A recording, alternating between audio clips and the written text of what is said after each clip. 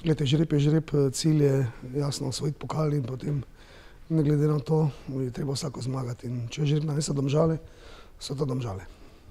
Drži, mislim, to je zdaj redno kolo, ki dejansko je na razporedu že dolgo, tako da eno z drugim dejansko nima povezave, je pa žreb tako, kot je nanesel in to je to.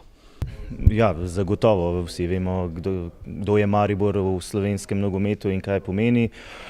Vsekakor pa pokalno tekmovanje tisto, ki prinaša morda tudi presenečenja in prinaša tudi pot v Evropo, kar je naš osnovni cilj in na splošno vsako leto imamo v pokalu visoke cilje, vedno želimo iti do konca, 2 leti nazaj nam je uspelo in še vedno podoživljamo te občutke in vemo, kako prijetno je priti do lovorike in na poti do tja je pač potrebno izločiti vse nasprotnike. Jaz mislim, da ja.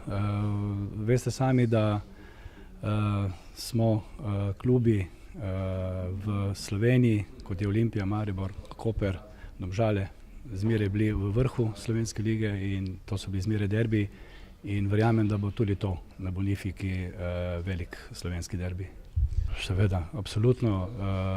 Ponavljam še enkrat, zaupam v strokovni štab, zaupamo v športnega direktorja, ki je, verjamem, sestavil dobro konkurenčno ekipo in bom rekel tako, ne da se ne bojimo nikogar, vendar smo veliki optimisti in verjamemo v svojo ekipo.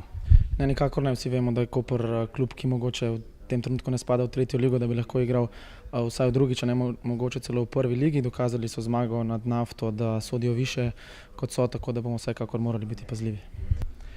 Letos resnično vsak lahko premaga vsakogar, to potrjuje tudi državno prvenstvo.